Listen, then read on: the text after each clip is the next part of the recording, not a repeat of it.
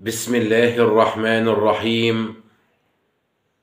ولله ملك السماوات والأرض والله على كل شيء قدير.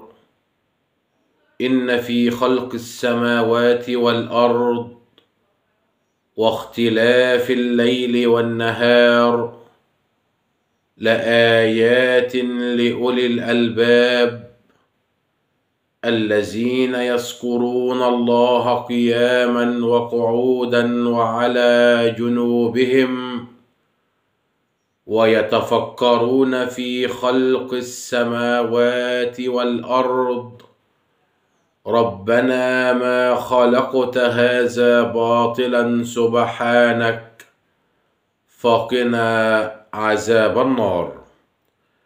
والصلاة والسلام على نبينا المختار سر الأسرار ونور الأنوار النبي المصطفى المختار. السادة المتابعين، السادة المستمعين، لكم مني تحية طيبة عطرة مباركة من عند رب العالمين، تحية السلام، تحية الأمن والأمان. سلام الله عليكم ورحمته وبركاته. أتحدث معكم اليوم من هنا من داخل مدينة الإبراهيمية بمحافظة الشرقية.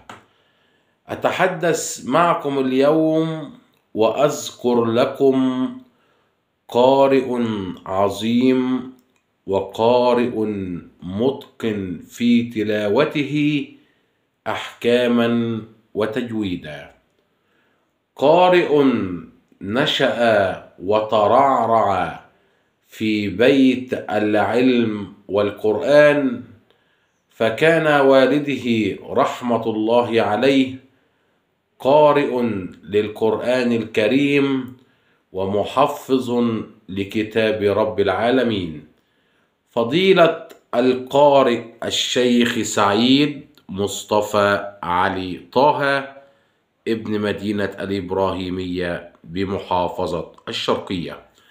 هذا القارئ اللامع ومبعوث مصر لدى الدول الخارجية، قارئ للنادي المصري بالنمسا. هذا القارئ تعلم القرآن وحفظه على يد والده وبعض المشايخ في هذه البلدة، وعلى يد الراحل الكريم رحمة الله عليه فضيلة الشيخ السيد أبو عمرو، الذي كان مثالا وكان قارئ الزمن الجميل، فعاصر جميع القراء القدماء الذين رحلوا عن هذه الدنيا. تعلم فضيلة القارئ الشيخ سعيد مصطفى علي طه القرآن الكريم على يد الكثير والكثير من المعلمين لكتاب رب العالمين. صال وجال في جميع أنحاء العالم الإسلامي والعربي، وقرأ في المحافل الدولية وفي العزاءات وفي افتتاح المساجد، وهو قارئ الصورة في مسجد حفيظ ومسجد الحاج إبراهيم بمدينة الإبراهيمية. هذا القارئ نلتمس منه الأدب والخلق الحسن الرفيع، ونلتمس منه العلم والأداء والصوت الحسن.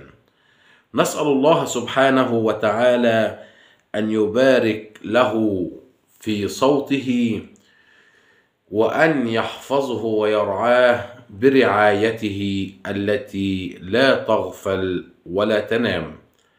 كما نسأله سبحانه وتعالى أن يشرح صدر مولانا العظيم، فنحن كلنا في هذه البلدة نعشق هذا الرجل الكريم لحسن أدائه وحسن أدبه وحسن خلقه وتواضعه بين الناس في هذه البلدة. نسأل الله سبحانه وتعالى أن يوفقه إلى ما يحبه ويرضاه، وأن يغفر لنا جميعا الذنوب والأوزار. إن أنت لازمت الصلاة على الذي صلى عليه الله في الآيات وجعلتها وترا عليك مقررا، لاحت عليك بشائر الرحمات. دمتم في رعاية الله السادة المستمعين الكرام، وشاكرا لكم حسن الاستماع. دمتم في رعاية الله. سلام الله عليكم ورحمته وبركاته.